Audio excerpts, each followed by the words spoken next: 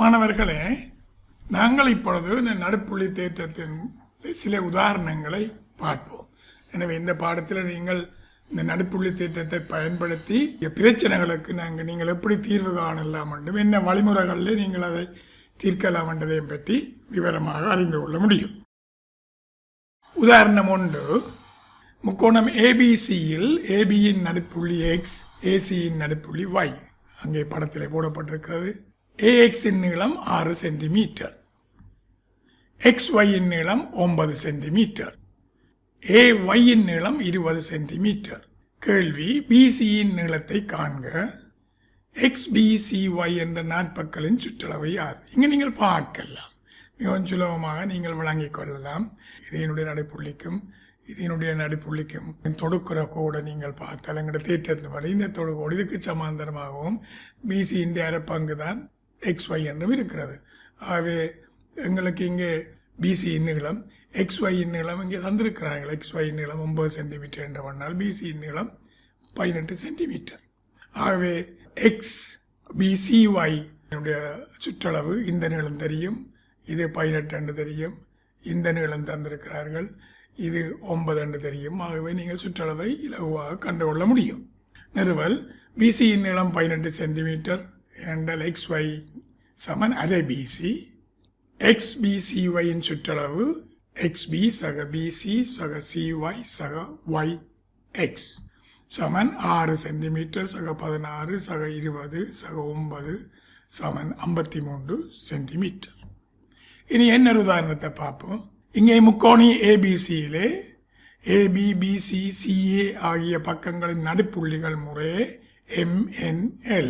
ஏபியினுடைய நடுப்புள்ளி M, BCயின் நடுப்புள்ளி N, ACயின் நடுப்புள்ளி L. நாட்பக்கல் NCLM ஒரு நகரம், NCLM ஒரு நகரம். மிகவும் சுருக்கமாக நீங்கள் பாருங்க. இங்கே எங்கள் தேற்றத்தை பயன்படுத்தி பார்த்தால் இந்த ஏபி இந்த கோட்டுக்கு நடுப்புள்ளியையும் இந்த கோட்டின் நடுப்புள்ளியையும் தொடுக்கிற ML இந்த பிசியினுடைய சமாந்தரமும் அரைப்பங்கு.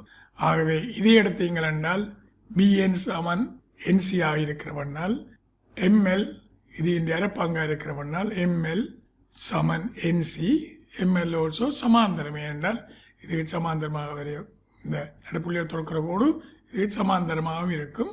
ஆகவே இந்த NCLM என்றது ஒரு நகரமாக இருக்கும். நிறுவல்: BC சமாந்தரம் ML இரு பக்கங்கள் நடுப்புள்ளிகளை தொடுக்கும் கோடு. NC சமாந்தரம் ML, NC சமாந்தரம் ML இரண்ட BC அதுக்கு சமன் என்று படனால் அவ்வாறே AC சமாந்தரம் MN. இந்த முக்கோணத்தை எடுத்தோம்னா இந்த முக்கோணத்திலே இந்த பக்கத்தின் நடுப்புள்ளியும் இந்த பக்கத்தின் நடுப்புள்ளியும் தான் MN. ஆகவே இந்த MN இதுக்கு சமாந்தரமாகவும் இந்த ஏசியின் அரைப்பங்காகவும் இருக்கும். ஆகவே LC சமாந்தரம் MN. ஆகவே NCLM ஒரு நகரமா ஒரு சோடி எதிர்ப்பக்கங்கள் ஒன்றுக்கொன்று சமாந்தரம். இனி இன்னொரு உதாரணத்தை பார்ப்போம். இங்கே பார்க்கலாம், முக்கோணி PQRலே கோணம் QPRன் இருசம கூறாக்கி பக்கம் QRஐ எஸ்ஸில் சந்திக்கின்றது. இந்த QPRனுடைய இருசம கூறாக்கி தான் இந்த PS இந்த கோணம் ரெண்டு சமகோணமாக பிரிக்குது. இந்த எஸ் வந்து பிஆரை எஸ்ஸில் சந்திக்குது. இதில் சந்திக்கும் போது செங்குத்தாக இருக்கிறது. கியூஆராக இருக்குமாறு சந்திக்கிற கீட்டுவின் நடுப்புள்ளி F. இங்கே PS கியூஆருக்கு செங்குத்தாக இருக்கிறது. கியூஆராக இருக்குமாறு சந்திக்கிறது கீட்டுவின் நடுப்புள்ளி F ஆகும். QTயின் நடுப்புள்ளி F ஆகும். நீங்கள் பாருங்க, இல்லை நீங்கள் பார்க்கின்ற போது இப்படி ஒரு முக்கோணத்தை எடுத்தீங்கள் என்றால் இது இந்த நடுப்புள்ளி கூடாக இங்கே வரைகிறோம்.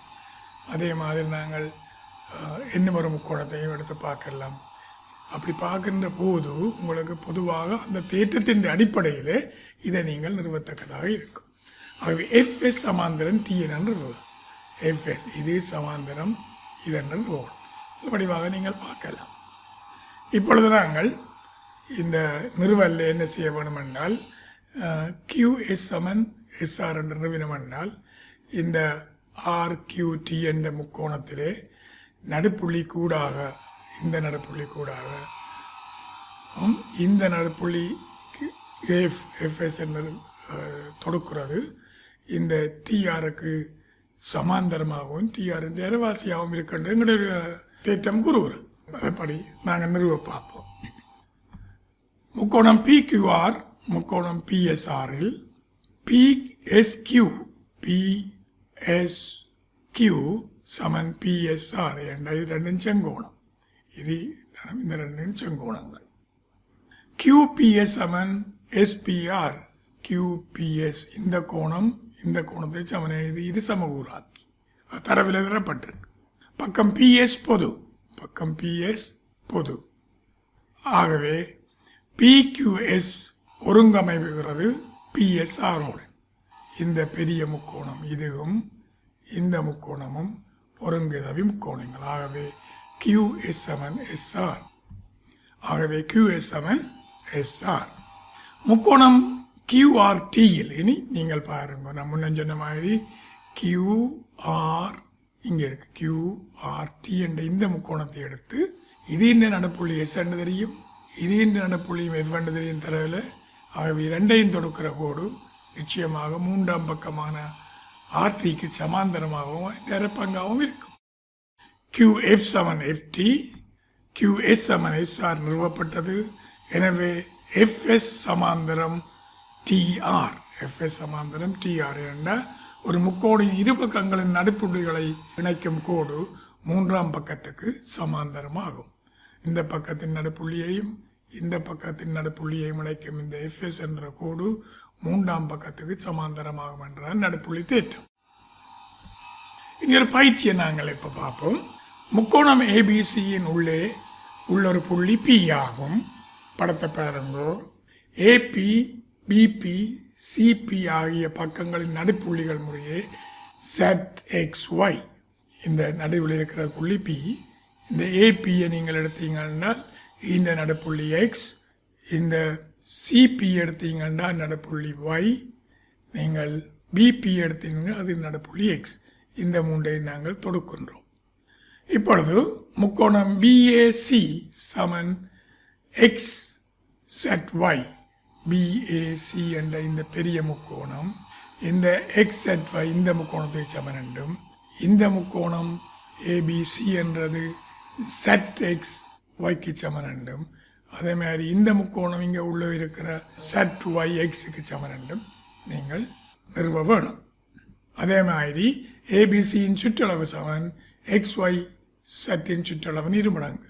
இந்த மூன்று பக்கத்தின் சுற்றளவு இந்த மூன்று பக்கத்தின் சுற்றளவின் இருமடங்கு.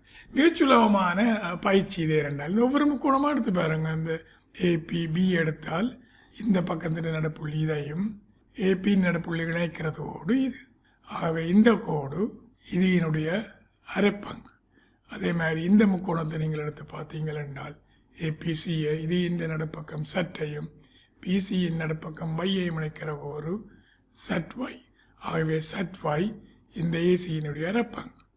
அதே மாதிரி இந்த BPC எடுத்தீங்கள் என்றால் இந்த பக்கத்தின் நடுப்புள்ளி Xஐயும் PCயின் நடுப்புள்ளி Yஐயும் இணைக்கிற கோடு XY.